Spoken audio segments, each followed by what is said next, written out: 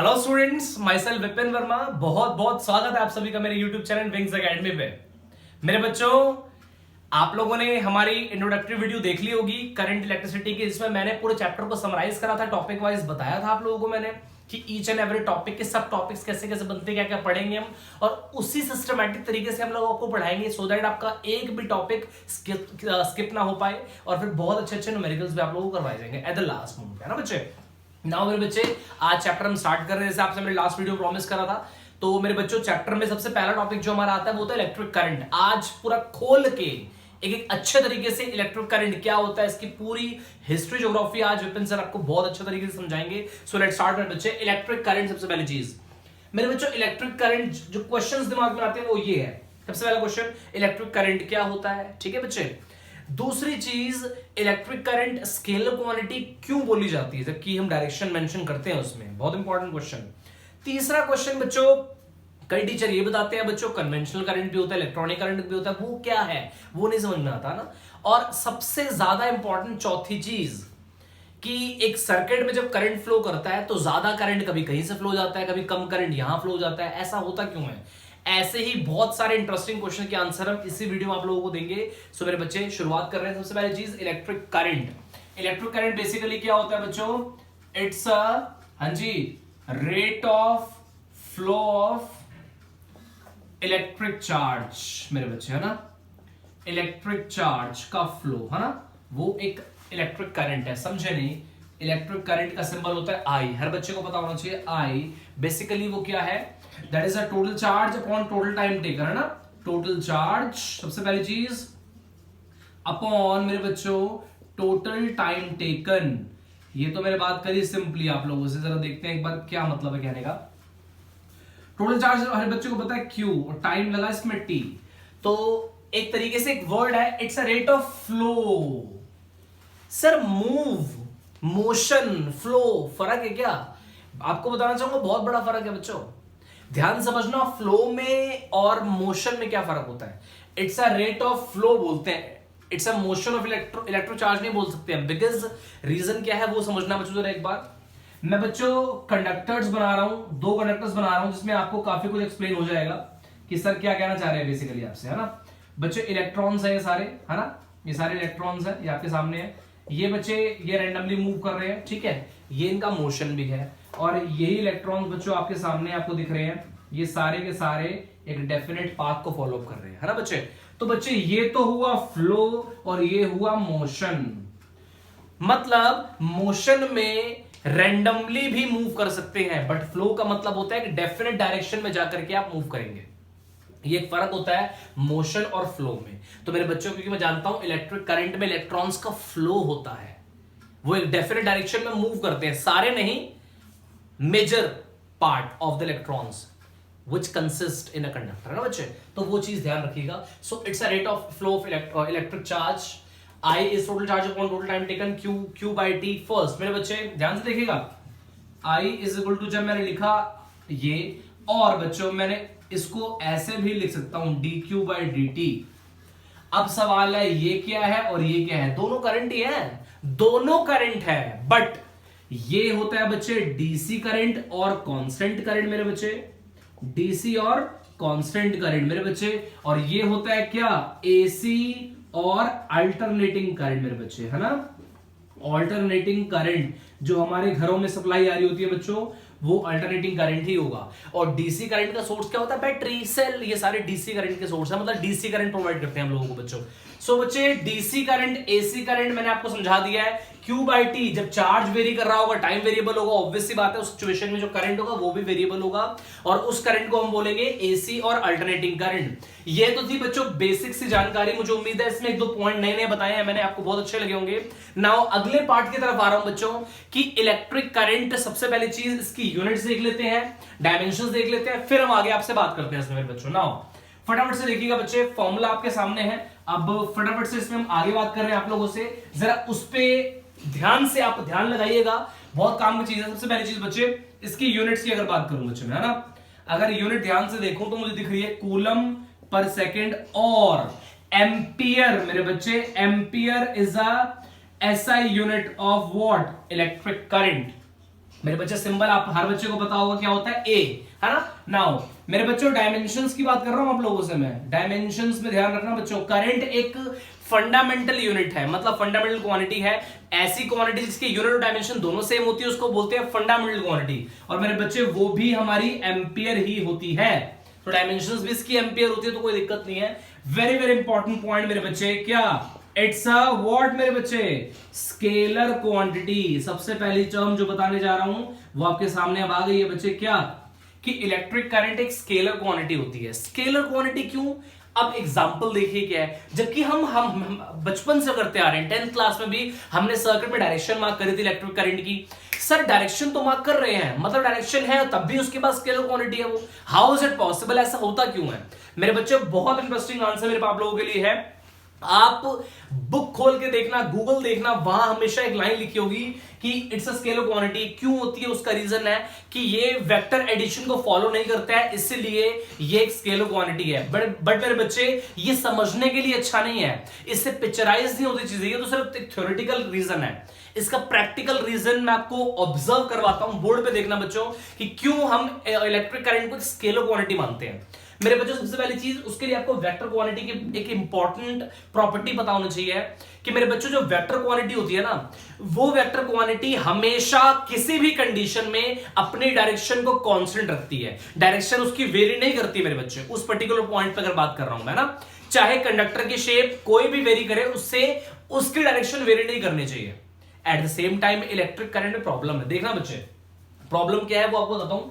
मान लीजिए बच्चे कोई वायर के फॉर्म में कंडक्टर है, तो ऑब्वियसली करंट कुछ ऐसे फ्लो होगा। बट अगर मैं इस वायर को बच्चे सर्कुलर पाथ में बाउंड कर दूं, तो करंट अब इस केस में ऐसे क्लॉकवाइज फ्लो हो जाएगा या एंटी क्लॉकवाइज, मतलब राउंड शेप में करंट फ्लो हो जाएगा। बट अगर मैं इसको स्क्वायर फॉर्म में कर दूं तो स्क्वायर फॉर्म में करंट फ्लो हो जाएगा। अब क्या देख रहे हैं पता है बच्चे, मैं यहां पर कंडक्टर की शेप को चेंज कर रहा हूं, तो कंडक्टर की शेप को चेंज करने से मैं देख पा रहा हूं कि इलेक्ट्रिक करंट भी अपनी डायरेक्शन कंडक्टर की शेप के हिसाब से चेंज कर रहा है। तो ऑब्वियस सी बात है, वेक्टर क्वांटिटी तो कभी ऐसी होती नहीं। वेक्टर क्वांटिटी का सीधा मतलब होता है भाई किसी भी कंडीशन में मेरी डायरेक्शन वैसी की वैसी रहनी चाहिए। और यहां तो आप देख रहे हैं, यहां पर तो हमने पाथ क्या चेंज करा, इसने अपनी डायरेक्शन चेंज कर ली। सो मेरे बच्चे यही एक बहुत ही अच्छा साइंटिफिक रीजन है कि इलेक्ट्रिक करंट को क्यों मैं स्केलर क्वांटिटी मानता हूं। मेरी अगर ये आपको ये रीजनिंग अच्छी लगी हो तो प्लीज मेरे चैनल को लाइक करिए, शेयर करिए, सब्सक्राइब करिए, मैक्सिमम से मैक्सिमम बच्चों तक उसको पहुंचाइए। बच्चे आगे बढ़ रहे हैं इसमें हम। ये तो बात थी इट्स अ स्केलर क्वांटिटी की, ठीक है बच्चे। नाउ आगे देखते हैं बच्चों। अब हम इसमें ये तो हमने देख लिया स्केलर क्वांटिटी, ये भी देख लिया बच्चों, है ना। अब हमें बात करनी है कि कैसे हमें आगे कन्वेंशनल करंट मिलेगा, इलेक्ट्रॉनिक करंट मिलेगा, जरा उसकी बात कर लेते हैं फटाफट से, है ना। स्केलर क्वांटिटी का रीजन आप लोगों को मैं दे चुका हूं। मेरे बच्चों ध्यान से देखना, कन्वेंशनल और इलेक्ट्रॉनिक करंट बेसिकली होता क्या है, इसी में आपको एक्सप्लेन कर रहा हूं, जरा बहुत ज्यादा ध्यान से बच्चों आप लोग देखना।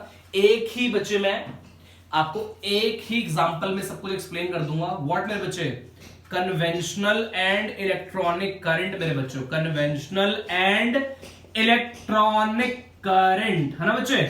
सो ध्यान से देखना मेरे बच्चों, कन्वेंशनल इलेक्ट्रॉनिक करंट में बेसिकली हम क्या आपको बताना चाह रहे हैं, एक ही एग्जांपल में एक ही सर्किट में आपको मजा आ जाएगा। ध्यान से देखिए, दोनों आपको बहुत अच्छे तरीके से एक्सप्लेन हो जाएंगे कि सर बेसिकली आप कहना क्या चाह रहे हैं हमसे।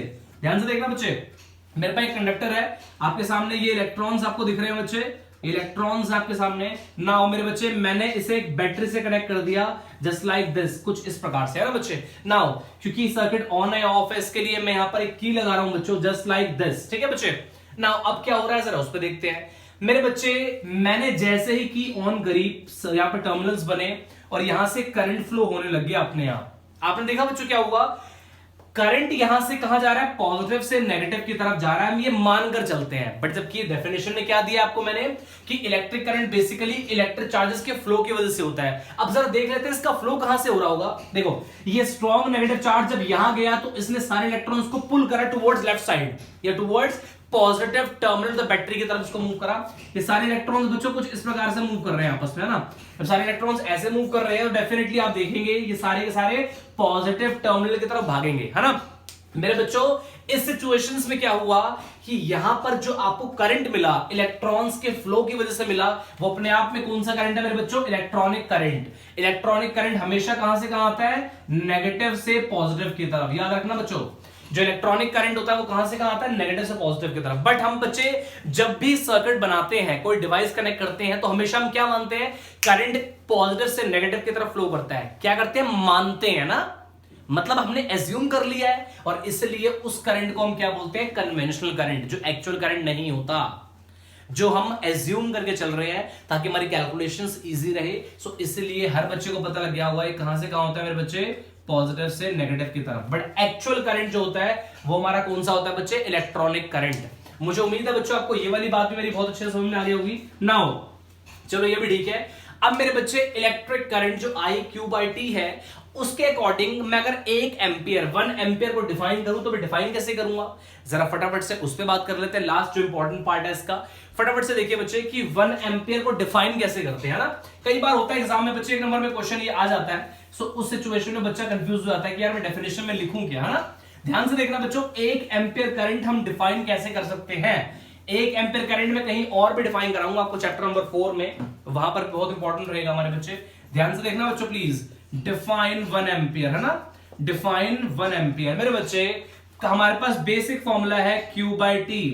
अगर मेरे बच्चे मैं चार्ज को 1 कूलम रख दूं और टाइम को भी 1 सेकंड रख दूं तो आप देखेंगे करंट कितना आ जाएगा, 1 एम्पियर, कुछ ऐसी है ना।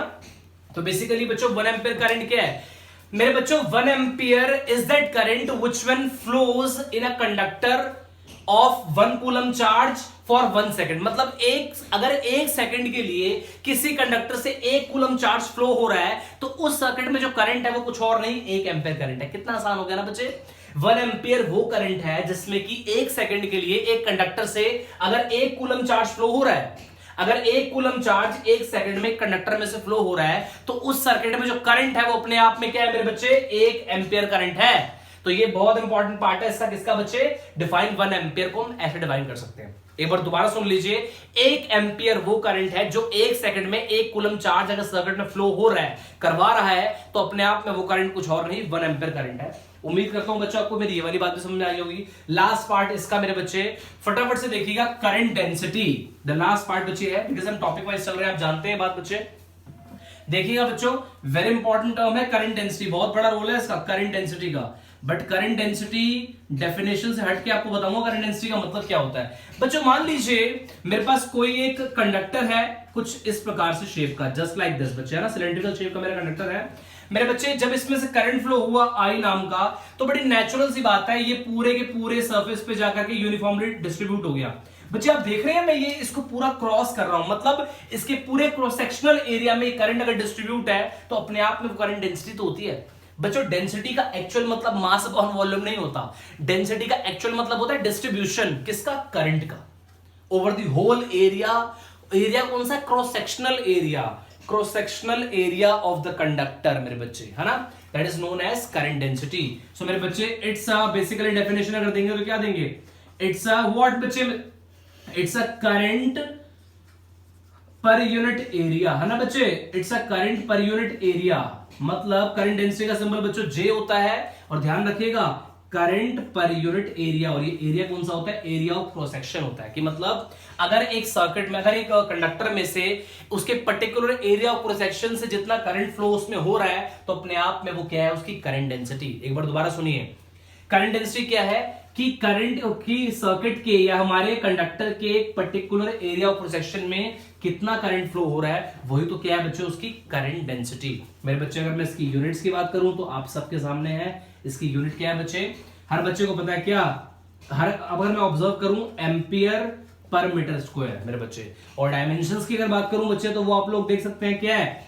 Dimension A L⁻⁻², current density मेरे बच्चे। वेरी वेरी इंपॉर्टेंट पॉइंट है जो उम्मीद है आपको बहुत अच्छे तरीके से समझ में आ गई होगी। ये मेरा लेक्चर यहाँ पर कंप्लीट होता है बच्चे। सो नेक्स्ट लेक्चर पे आप लोगों से मिलते हैं, प्लीज इसको जरूर देखिएगा सो दैट आपको करंट इलेक्ट्रिसिटी अगर आप पढ़ रहे हैं तो आपको उसके लिए इलेक्ट्रिक करंट की पूरी इंफॉर्मेशन होनी बहुत जरूरी है। थैंक यू सो मच मेरे बच्चों।